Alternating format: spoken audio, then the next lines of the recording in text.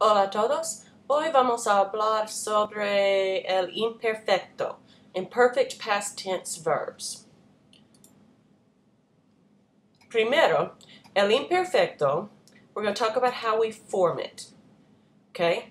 As always, we drop the infinitive ending and we add the appropriate tense endings to match the subject. Okay? Now, pay very close attention because this is a little different from what we have been used to. For AR verbs, it's aba, abas, aba. Here's where it gets hinky. For the first time ever, you have an accent mark in the nosotros form. Abamos. Don't worry about abais and then aba. For ER and IR verbs, there's an accent mark on the I in every single form. Ia, ias, ia, iamos, and then ian. The nice thing about the imperfect tense is there's only 3 irregulars. Ver, ser, and ir. And you can see those there. Veía, veías, etc. Take special note that there is an accent mark on éramos, even though it's an ER verb. There's only one accent there on éramos. And for ir, there's only an accent mark on the nosotros, íbamos. That's why they're irregular, because they don't play by the rules. So when do we use the imperfect tense? We use it for actions in the past that are not seen as completed. Now, yes, I know it's in the past and therefore it is completed, but we're talking about something that didn't have a definite beginning or a definite end. In English, you might think of was doing, were doing, used to do, would do, that kind of thing. Okay, we use it for habitual actions. We would eat lunch together every day. The ladies would always chat in the morning. These are habitual. They don't really have a definitive beginning or end.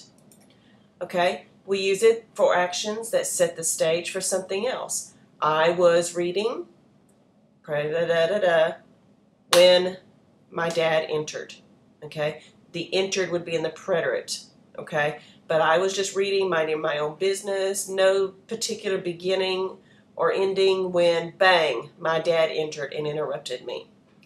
We use the imperfect for telling time, describing weather, stating age, because time is something that never really begins or ends, and age and weather don't either. They're always just there. Okay.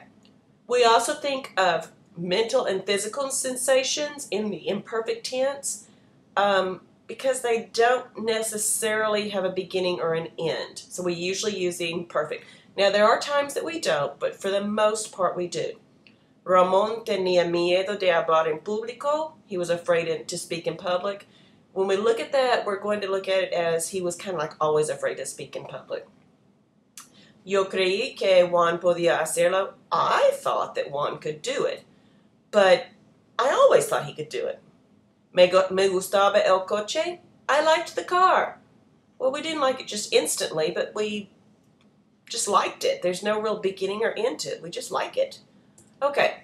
We use the imperfect to describe how things were or what things were like. Descriptions, like characteristics of people, things, or conditions. Era un muchacho muy inteligente. We're describing what kind of boy he was. Era una señorita muy guapa. We're describing her physical characteristics. Las ventanas estaban abiertas. We're talking about the situation with the windows. La casa era blanca. We're describing what the house looked like. Okay, and that's as far as we're going to go with this today. We'll be talking more about this in later days. Thanks so much for listening. Fill out your form. Have a good day.